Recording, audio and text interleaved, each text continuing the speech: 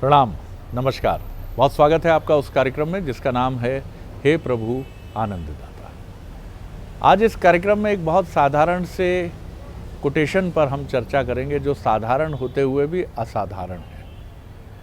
ये भी जीवन का एक बड़ा अद्भुत विलोम पक्ष है कि मैंने अपने जीवन में भी अनुभव किया कि बहुत साधारण अनुभव होने वाली बातें अक्सर असाधारण होती हैं। किसी की सिंप्लिसिटी, ये कहा भी जाता है कि सरल होना सबसे कठिन है।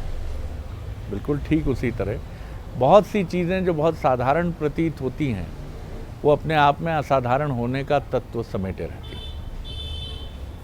एक हमारे ही विद्वान दर्शक हैं जो इस कार्यक्रम को न सिर्फ देखते हैं बल्कि कई बार अपने मन के उद्गारों को, अच्छी अभिरुचि संपन्न भाषा है उनकी, तो वो हमें भेजते हैं और उन्हीं का ये कोटेशन कह लीजिए, उनके विचार कह लीजिए, उन्होंने हमको भेजा है।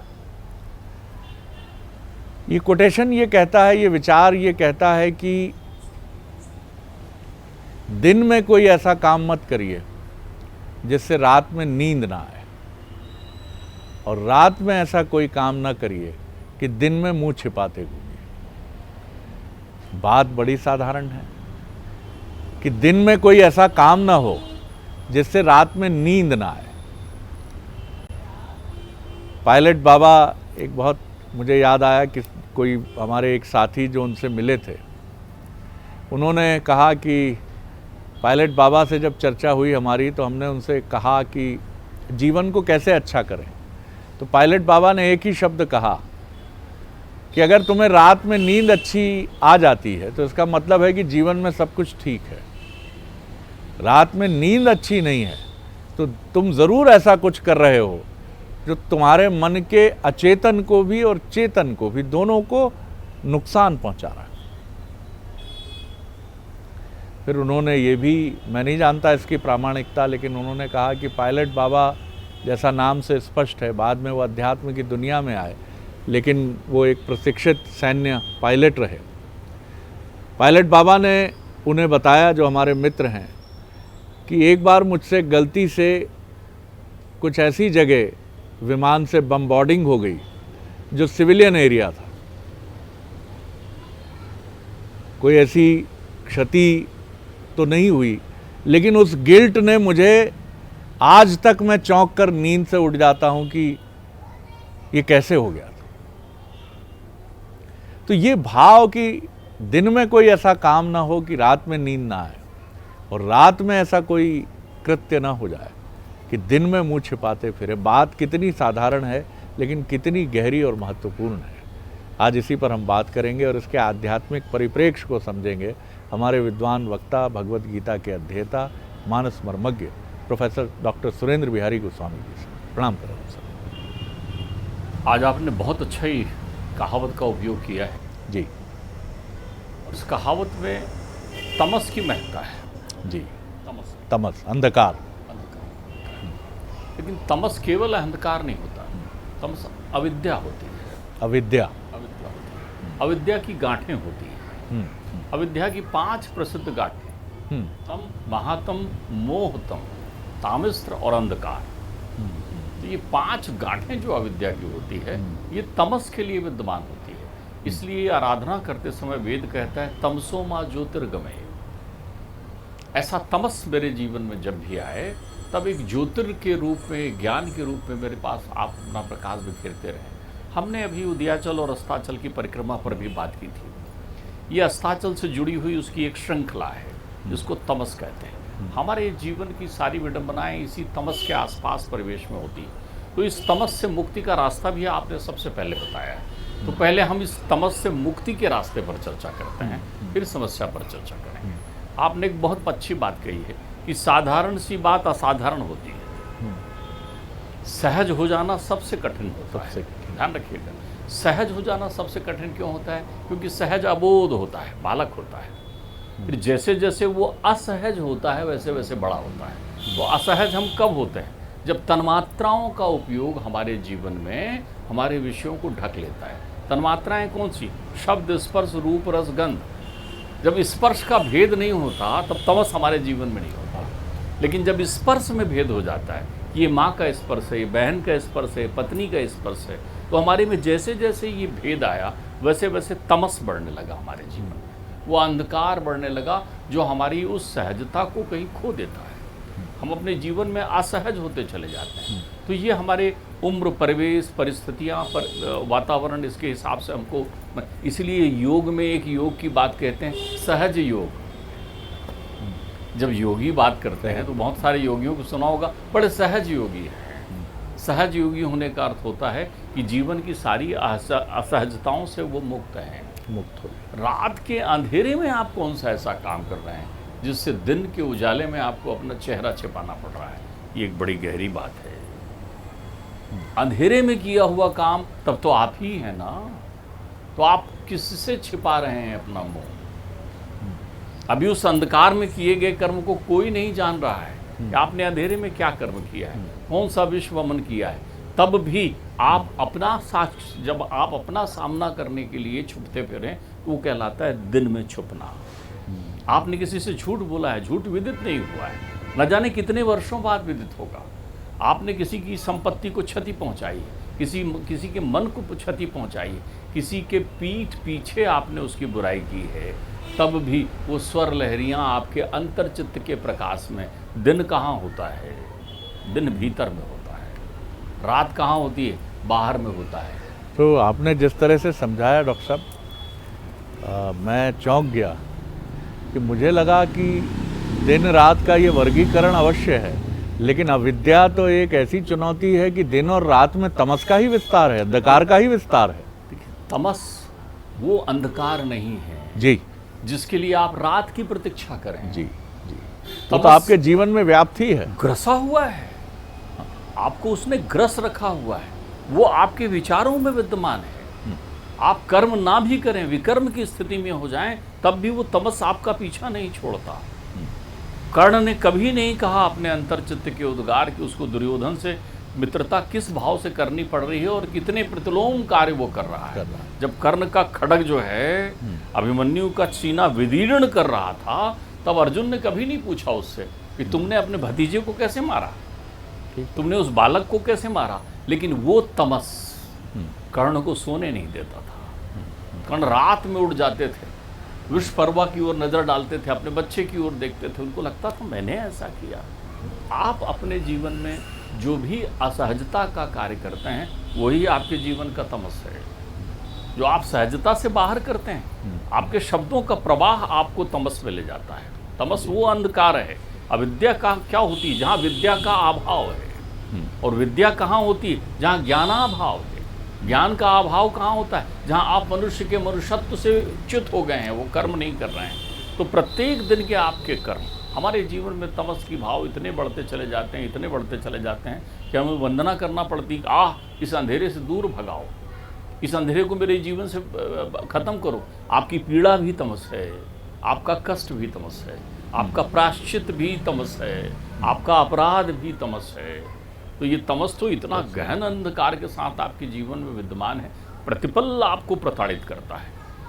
और विडंबना ये भी है कि हम उस अंधकार को प्रकाश कहते हुए अपने सारे तथाकथित अशुभ कर्मों पर, पापों पर पर्दा डालने की तब चेष्टा करते हैं। तमस की एक विशेषता होती है शरद जी, तमस के बाहर चमक बहुत होती है। जैसे हेडलाइट की बड़ी रोशनी दिखाई पड़ती है, आप देखिए सामने से एकदम बहुत तेज प्रकाश चला रहा हो तो उसके प्रकाश के पीछे क्या है आपको कुछ नहीं दिखाई पड़ता। तमस वहाँ छुपा होता है। जो चीज़ आपको आकर्षित करती है, तमस का खतरा वहाँ रहता है। वो विडंबना वहीं विद्यमान रहती है। ध्यान रखिएगा, सड़क में पड़ा हुआ कांच का टुकड़ा बहुत तेजी से चमकता है, हीरा नहीं चमकता। ध्यान रखिएगा। तो आपका ध्यान उस कांच के टुकड़े में चला जाता है, बाहरी परिवेश के उसमें चला जाता है। आप अपने जीवन को चूंकि सहज नहीं बना पाए, तो जब सहज नहीं बना पाए तो आप कुंठित रहते हैं। आपकी यही कुंठा वो अंधकार है जिसमें मुंह छिपाते आप घूमते हैं। आप कुंठित हो जाते हैं। कुंठित क्यों हो जाते हैं? क्योंकि सारे जितने प्रकार के कृत्य आपके हैं वो सहजता से परे हो जाते हैं। आप सरल नहीं रह पाते। आप देखिए आज के ज़माने में हो क्या गया है। आप किसी बच्चे को बुलाइए, ध्यान रखिएगा, वैचारिक संक्रमण विचारों में विदूषण, विचारों में जो विषैलापन फैला हुआ है, वो भी तमस को नित्य प्रति बढ़ाता है। आप अपने घर में अपने बच्चों से बात जरूर करते रहिए, बुलाकर उनको देखिए, सुनो, और जब वो आपसे आंख में आंख मिलाए तो आप देखा करें कि कहीं वो आंख झुका तो नहीं रहा है। सही बात। तो तमस बढ़ रहा है उसके जीवन में। अर्थात ये है कि वो ऐसा कोई ना कोई कार्य कर रहा है। जब भी आपके जीवन में छुपाओं की संख्या बढ़ती है, ये छुपते घूमना क्या है? जब आप सोचें कि ये बात किसी को पता ना लग जाए, ठीक बात। तब आप तमस के आवेग में हैं। जब आप सोचते हैं कि इस अरे कितने हमारे नौजवान बच्चे हैं जो अपनी इहलीला समाप्त कर रहे हैं इस तमस के अंधकार में। ये तमस फैला हुआ विशाल अंधकार है जो प्रत्येक परिवार को, प्रत्येक व्यक्ति को असहज बना रहा है, और असहज बनने के कारण वो अपनी सहजता से मुक्त हो जा रहे हैं। तो एक बात और डॉक्टर साहब ध्यान आती है कि तमस का कारण कई बार आप नहीं होते, कई बार आपका परिवेश भी होता है। माता पिता के बीच में प्रतिदिन युद्ध है, उनके बीच में सामंजस्य का अभाव है। एक 13 वर्ष का किशोर या किशोरी प्रतिदिन उस संघर्ष का साक्षी है और वो निराशा के तमस में डूब गया। देखिए, मैं आपको एक बात और बताऊं। संतान शब्द हमने पहले भी कहा है, एक नपुंसक लिंग है, स्त्रीलिंग पुरलिंग नहीं है। नहीं। संतान का होना भी ईश्वर की परम कृपा है, और संतान का न होना भी ईश्वर की परम कृपा है। इसलिए आप संतानवान हैं या संतानवान नहीं हैं, इसका आपके गृहस्थ जीवन में कोई बहुत बड़ा अंतर नहीं आता। गृहस्थ का दायित्व है कि वो सृजनशीलता के साथ कर्म करते हुए अपने एक बंधन को जिस सुगंधमय बनाए, एक व्यवस्थित बनाए। अब परमात्मा की कृपा आपके जीवन में हुई और संतान आ गया। आप भूल रहे हैं अविनाशी आपका शरीर है। आप कहेंगे नाशवान है शरीर तो फिर अविनाशी क्यों है? अरे वो अंश में चलता है, क्रम से। तुम्हारी शक्ल, तुम्हारी आंखें लेकर तुम्हारे बेटा बेटी जो है वो बढ़ते हैं, उनके पोते आते हैं, वो कहते हैं दादाजी की तरह इसकी आंख दिख रही है, ये दादी की तरह दिखाई पड़ रहा है। यही तो उस वृक्ष के फल हैं जो लगातार वृक्ष को की प्रक्रिया को बढ़ा रहे हैं। आप यदि संतानवान हैं तो फिर सबसे पहला कर्तव्य आपका ये है, गृहस्थ और संतानवान, उसको अपने परिवेश को सरल बना लेना चाहिए, क्योंकि वो तामिस्त्र में आ गया है, अंध तामिस्त्र में आ गया है, मोहांध हो चुका है वो। संतान के आगमन के साथ तमस की ये गांठ बढ़ जाती है, फिर मेरा बेटा, मेरी बेटी, मेरा घर, ये मैं की प्रक्रिया आ जाती है। तो आप तो वैसे ही बंधन में जकड़ गए हैं, तो अब आप उस बंधन को कैसे सरल करें, कैसे सहज करें? बच्चों का लालन पालन इस उद्देश्य से करिए ताकि वो बच्चे उस तमस की मात्रा से ग्रसित कम हो। तमस से मुक्त नहीं हो सकते, ये संसार तमस की देन है। तमस यानी माया। आप ये भी कह सकते हैं माया, मोहांध, ये तमस की देन है संसार। तो आप ये देखें तो कैसे करेंगे आप उनको? आप असहज पहुंचते हैं घर में। अरे पति पत्नी आपस में बातचीत इस अंदाज में करते हैं कि एक औपचारिकता दिखती है उनकी बातचीत के बीच में। आप ये करेंगे क्या, आप ये रखेंगे क्या, एक सहजता के संवाद खत्म हो गए उनके बीच में। आप वो कर देंगे क्या, आप उसको बुला लेंगे, ले लेंगे क्या, ये क्या है ये चीज़ें। दूसरे नंबर में बच्चों के लालन पालन में आहा, मैंने 25 बार ये श्लोक, ये अमृत की तरह प्रत्येक परिवार को अपने घर में लिख के रख लेना चाहिए। ये विद्वानों के मुकुटमणि चाणक्य ने गृहस्थ जीवन में परम कृपा करने के लिए ये इसकी रचना की है। वो देते हैं, उनको मालूम था कि क्या होगा कलिकाल जब बढ़ेगा। तो वो तो प्रारंभ में थे ना, नंदवंश के पतन के बाद उन्होंने तो वारिसार चंद्रगुप्त को राजा बना दिया था और कौटिल्य बन करके अर्थशास्त्र की रचना की थी। तो उनको मालूम था कि गृहस्थ जीवन में कितनी कठिनाइयाँ आएंगी। लोग तरसेंगे, पापा नहीं बोल रहा है, मम्मी नहीं बोल रहा है, अपनी संस्कृति, अपने संस्कार भूल जाएंगे, अपनी परंपराओं को भूल जाएंगे, अपने घर में मान सम्मान मर्यादाओं को भूल जाएंगे, संताप बढ़ेगा चारों तरफ, लोग तमस में आ जाएंगे। तो उन्होंने एक बड़ा छोटा सूत्र बनाकर दे दिया। आज मैं बंसल न्यूज़ के और हमारे हे प्रभु आनंददाता के जितने भी श्रोता हमें सुनते हैं और वो उनका प्रेम मिलता है, उनको मैं फिर कहूँगा, इस श्लोक को अपने घर में लिख कर रखें, इसको लिख कर रखें और इसको समझकर अपने जीवन में चलें। तो तुम्हारे जीवन में तो तमस ने ग्रसा है, तुम्हारे जीवन में तो वो पीड़ा तुम्हें मिली है, तुम्हारे जीवन में तो तुम उस प्रकाश में अब रात में चैन से सो जाएं।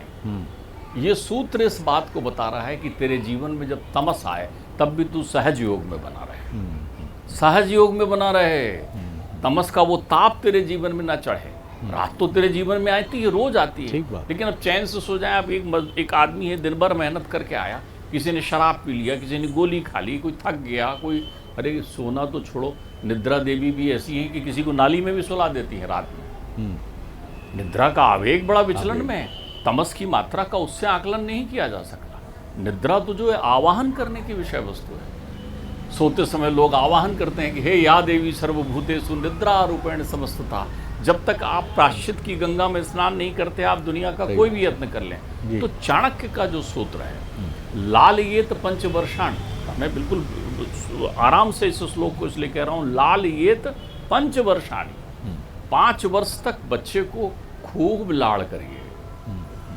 चिकित्सक भी मुझे क्षमा कर दें कि वो कहेंगे खूब लाड़ में शक्कर और खेलना कूदना और घी दूध मलाई सब खिलाओ, कंधे में बिठाओ, घोड़ा बनो, जितना चल सकते हो उतना घुमा फिरी करो, उनके साथ समय दो, उससे तुम्हारा तमस भी कम होगा। तमस तनाव की जननी है। तो जैसे ही तुमने सुबह से बच्चों के साथ समय बिताया, दिन भर का व्यायाम हो गया तुम्हारे साथ, मानसिक व्यायाम, सब क्षुद्रता प्रवाहित हो जाएगी और बच्चा भी पल्लवित पुष्पित हो गया। लालियेत पंचवर्षानी 10 वर्षानी ताड़ेत। ताड़ियेत का अर्थ शिक्षा होता है। तो ध्यान रखिए, आप अपने बच्चे को अपने उन विकारों से मुक्त, हमने एक बार कहा था, बड़े करें सो ना करें। अनुसरण मत करिए, अनुकरण करिए। बड़े करें सो ना करें, और बड़े कहें सो करें। तो आप उनको वो सब शिक्षा दीजिए जो शिक्षा से आप वंचित रह गए थे, या जो आपने सीखा है अपने अनुभव से। आपने झूठ बोलना सीखा है, बच्चे को सच बोलना सिखाइए। आपने पूर्वग्रह सीखा है, बच्चे में पूर्वग्रह हटाइए। आपने अंधी प्रतिस्पर्धा सीखी है, अपने बच्चे को स्वस्थ प्रतिस्पर्धा का आदी बनाइए। ये सिखाइए, उसको परंपरा सिखाइए, वो प्रश्न ना करे। उसको आप जिस भी संस्कार में है उसकी प्रक्रियाओं पर बात करिए। प्राप्त 16 वर्षा पुत्र मित्रम आचरेतु, और जैसे ही वो 16 वर्ष का हो जाए उसके साथ मित्रता कर लीजिए। अगर आपका पुत्र, आपकी संतान, आपका परिवार, आपकी पत्नी, आपके माता पिता के साथ आपकी मित्रता है, तो तमस का खतरा तुम्हारे जीवन में कम है। नींद अच्छी आएगी, चैन से सोगे, चाहे वो दिन का तमस हो या रात का तमस हो। बहुत सुंदर डॉक्टर साहब। तो जीवन में तमस का अंधेरा ही सारी चुनौतियों की जड़ है। और बहुत सुंदर मंत्र डॉक्टर साहब ने दिया कि आप बच्चों से भी अब प्रेम नहीं करते, बच्चों पर आत्मस्थापना करते हैं, अपने अधूरे स्वप्नों का प्रतिफल बच्चे में देखते हैं। तो बच्चा बाल क्रीड़ा का आखेट, उसका जो आखेट शब्द तो उचित नहीं है, बाल क्रीड़ा या बाल लीला जो उसकी है, उसका भी सुंदर स्वरूप आपके मानस पर अंकित नहीं है। क्योंकि आप तो उस 2 वर्षीय 3 वर्षीय बालक या बालिका में विराट कोहली या किसी नामचीन अभिनेत्री को देख रहे हैं या गायिका को देख रहे हैं। परसेप्शन बदल गया।